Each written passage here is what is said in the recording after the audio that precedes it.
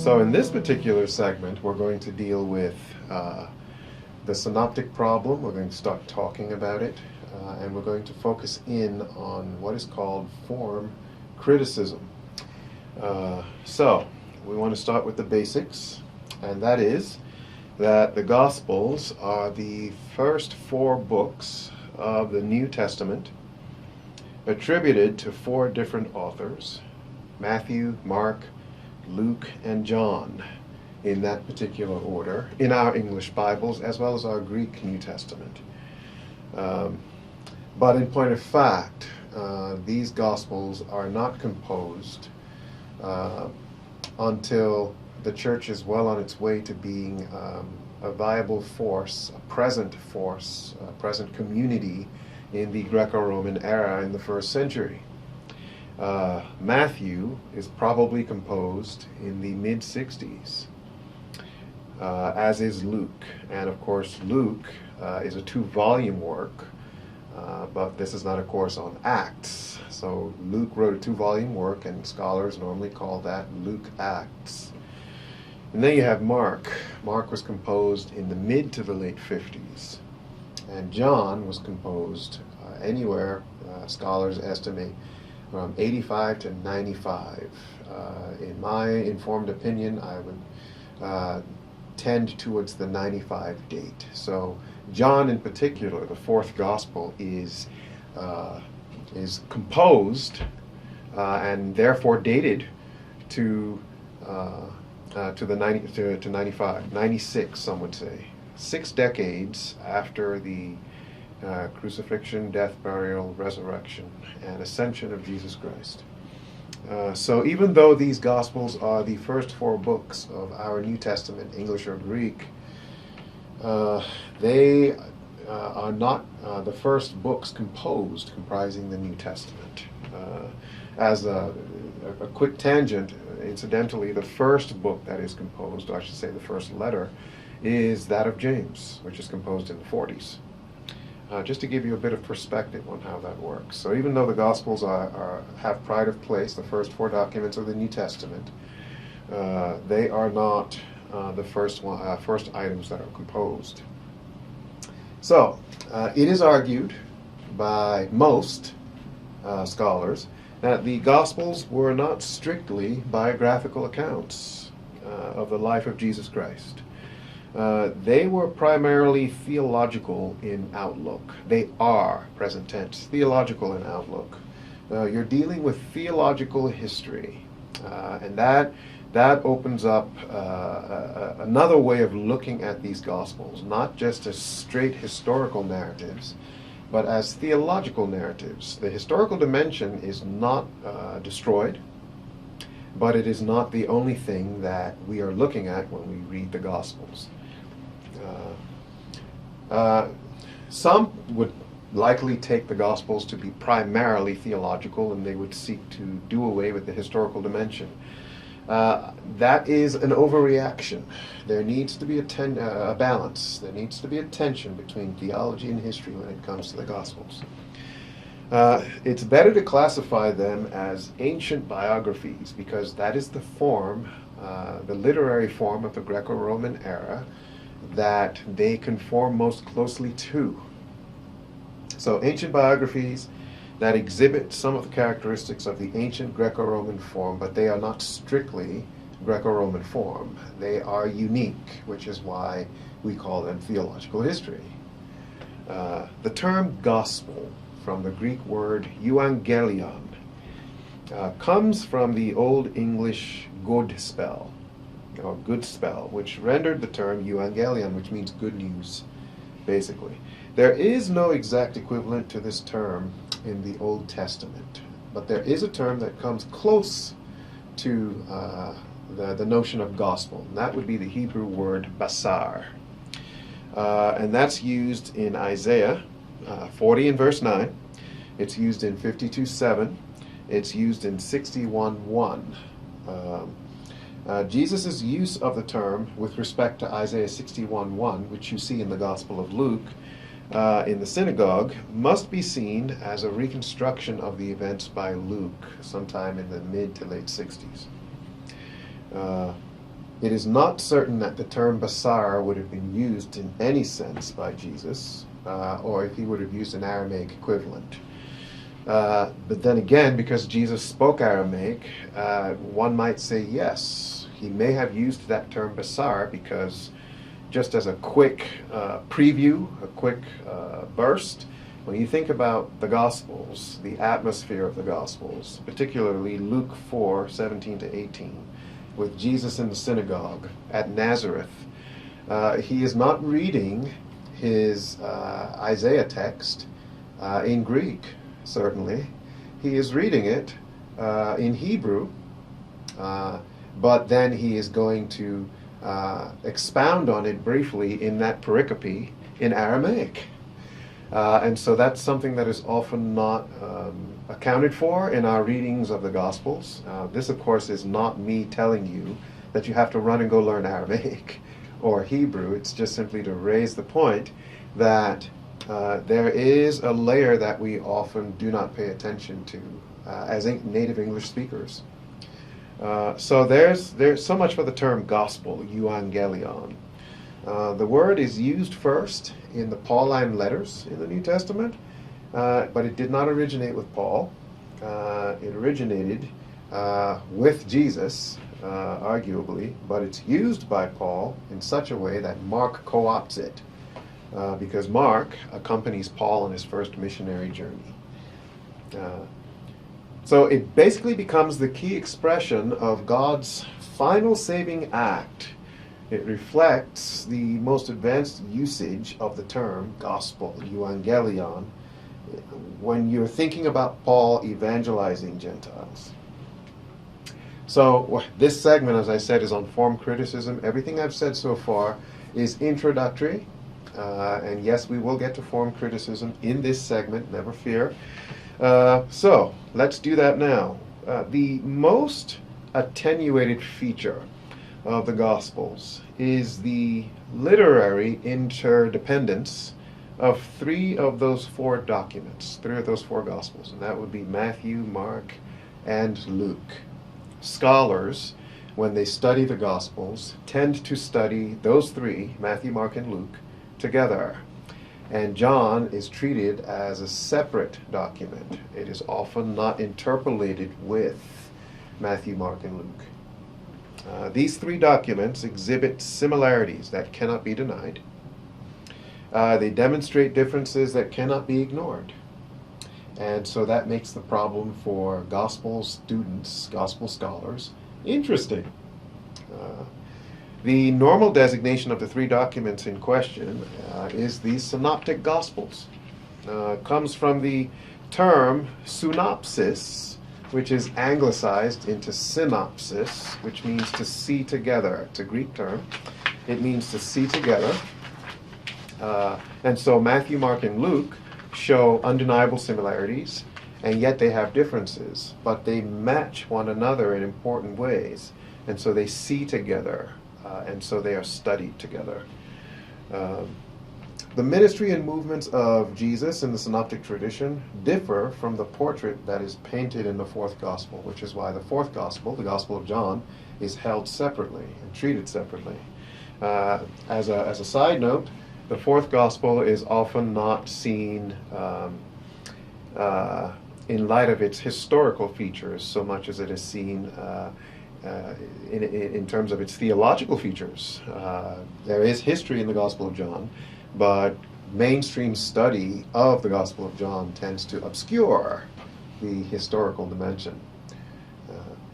Well, Jesus' ministry in the Galilean region is highlighted in the Synoptic Gospels. Then he moves north, and then he comes back to the Judean and Perean regions, traveling south towards Jerusalem for the final days of his earthly ministry. That's the trajectory that you see generally in Matthew, Mark, and Luke. So this term gospel, euangelion, that we just previously discussed, is used first by Mark, and we say this because the current consensus, based on study in the 18th and 19th centuries, is that Mark is the first gospel. And as we've said before, Mark is dependent on Paul because Mark travels out with Paul, as depicted in the book of Acts, with and Barnabas, Paul and Barnabas, on the first missionary journey. The record of the New Testament shows that Paul and Mark maintained contact after the breach in relationship between Paul and Barnabas, his missionary partner. And you can see this in Colossians 4:10 and Philemon verse 24. You can see that he still has some sort of relationship with Mark. So Mark is present. All right. Mark engages this term gospel in the gospel that bears his name in Mark 1:1, Mark 1:14, Mark chapter 8 verse 35, chapter 10 verse 29, chapter 13 verse 10, chapter 14 verse 9. And he engages the word, it seems, based on studies by mainstream gospel scholars. He does this to tie the oral tradition that was in circulation after the ministry of Christ came to an end here on earth. These traditions were threatening, some believe, to become detached from the message of the cross. More likely what happened was someone got the idea, and then a few other people got the idea that we should probably put these oral traditions, which were highly structured, by the way, into writing. So Mark did not just assert the basic saving act, he created a passion narrative. But we're going to look at the historical background as to how Mark composes the gospel that bears his name. So, there is substantial agreement on the order of the passages in the synoptics. Verbal agreement, word agreement generally. It's clear that the arrangement of the narratives by Matthew, Mark, and Luke is not strictly chronological. It's not strictly historical. So that is what raises the question of interdependence. How do these gospels work together? That's the most basic question when you're dealing with the synoptic problem. The question of interdependence among these gospels is known as the synoptic problem. Right? So what is that synoptic problem? Well, we begin to answer this by dealing with three questions right off the bat. Number one, how did the synoptic gospels arise? In other words, how were they composed? Number two, what genre of literature should they be classified as? What type of literature? What is their literary type? And third, what do the Gospels tell us about Christ? Let's deal with the first question. How did the Synoptic Gospels arise? Well, transmission of the tradition assumes importance, first and foremost, because you're dealing with oral tradition as the earliest stage of transmission. The Jesus story is conveyed orally early on. For example, day of Pentecost, 3,000 people get saved. Why? Because Peter gets up after having been filled by the Holy Spirit and he preaches the gospel. He preaches the message that has been poured into him for the past 3.5 years. And he declares that orally. Nothing is written at this point. When 3,000 people turn to Christ, what do they do next? They move from house to house, they break bread, they submit to the teaching of the apostles, they gather at the temple, they worship God, and they begin to grow and they begin to live together. They hold all things in common. This is the oral stage. So we have to start there. And so over time, the story would have been embedded in written sources. And according to the thinking of many in the mainstream flow of things, the evangelists, Matthew, Mark, and Luke, would have used those written sources to put their gospels together, to write the story of Jesus. So there were three approaches that developed beginning in the early 19th century. Form criticism, source criticism, and redaction criticism. So again, form, source, and redaction criticism. When you put all of those together, it is known as traditions criticism, or simply tradition criticism. The first of these, form criticism, postulates a few things. Number one, The earliest traditions about Jesus began as small, self-contained narrative components. So basic small vignettes, stories that were highly structured, that were monitored by the community, if you will, uh, so that they attained a highly developed structure. Now, most form critics do not believe that. Most form critics simply believe that these stories simply arose and that they were quite changeable, that they were quite fluid, they weren't solid. More recent research has demonstrated that from the earliest, even during Jesus' earthly ministry, the teaching that the apostles received, the disciples received, was highly structured, geared towards their capacity to memorize, because you're dealing with an oral culture, A-U-R-A-L.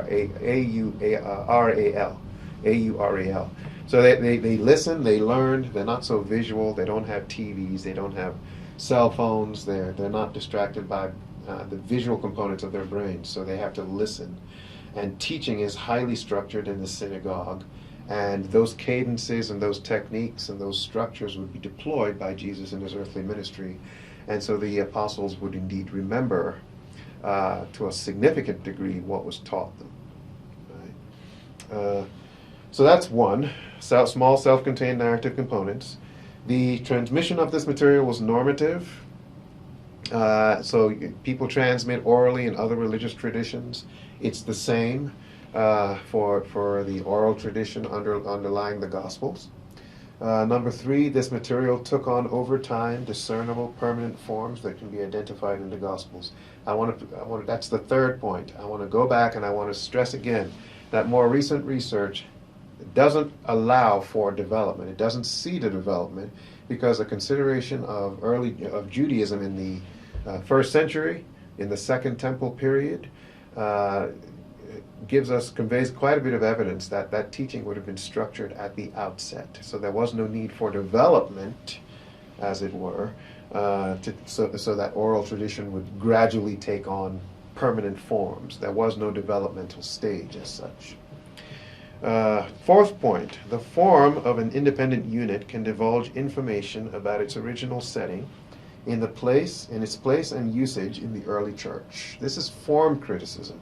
These are the questions that they deal with. And five, the earliest forms were modified by the early Christian church as was deemed necessary. So there's the idea by form critics that the church modified these stories and shaped them so that it would fit a certain type of narrative that was amenable to the early church. Again, if these forms are highly structured at the beginning, then those arguments do not fit together. It doesn't work.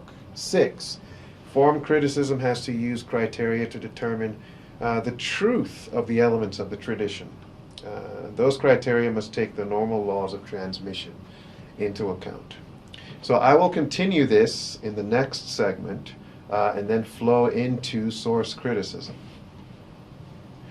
So what this means, continuing the discussion from the previous clip, is that the deployment of form criticism, the technique, the methodology of form criticism by form critics in gospel analysis was usually conjoined with a great deal of skepticism.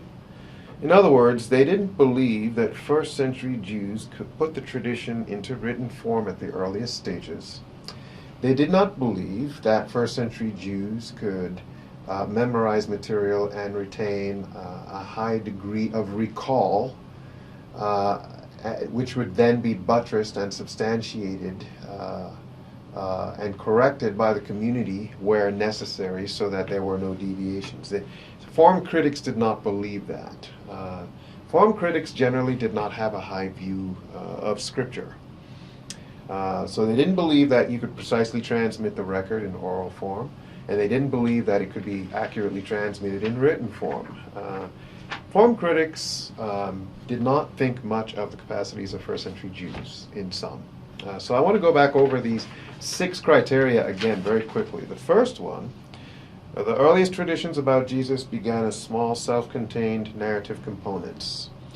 Everyone can kind of agree on that. That's not a problem as such.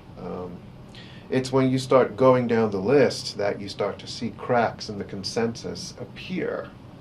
The second point, the second criteria, the transmission of this material was normative. This was just like in other religious traditions. Well, that's an issue.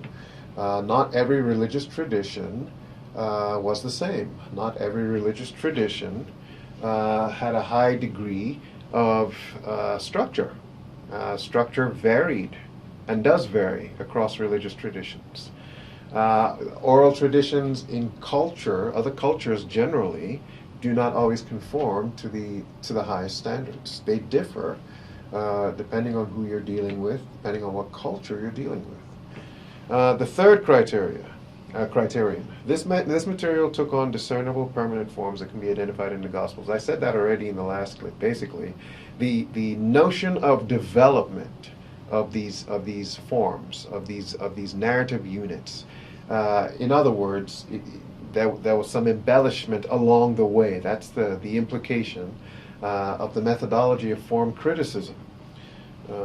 Fourth criterion: the form of an independent unit could divulge information about its original setting with respect to its place and usage in the early church. In other words, so there's an assumption there that the early church, sort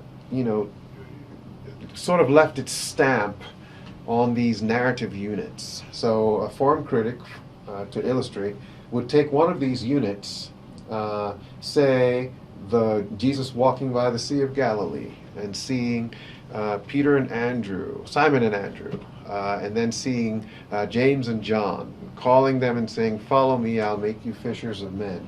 The form critic would be looking for the life setting of that particular pericope, that particular paragraph, that particular narrative unit. They would be looking for information about the early church. They'd be looking at the language, scrutinizing it, and trying to determine what the background for that pericope was.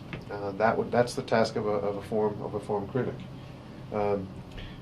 The fifth criterion: the earliest forms were modified by the early Christian church as was deemed necessary. So criterion 4 and criterion 5 sort of go together. Right? There is the assumption that some form of modification took place. In other words, the story changed. The shaping of the story changed. The structure, the content of the story changed to fit the agenda, the needs of the early church. Number 6, form criticism has to use criteria to determine whether the tradition is true or not. So there's an implicit assumption, at least, that these narrative units contain little or no truth value. That's the methodology of form criticism going in. Those criteria must take the normal laws of transmission into account. But normal laws of transmission, well, that means that there's the assumption that oral transmission is the same across the board, across all cultures, across all religious traditions, across the globe. And that is an assumption that has been proven in particular by the Swedish school of form criticism, of all things, to be untrue. So, in sum, the employment of form criticism in gospel analysis, good deal of skepticism deployed, a good deal of skepticism as an attitude. First century Jews can't really preserve oral tradition or written tradition. And of course, the early church took that tradition and added its own impetus to the development of those traditions. So you're starting off with an assumption of no truth value, and you're trying to get to what you think as a form critic is true about these narrative units and about the Gospels as a whole.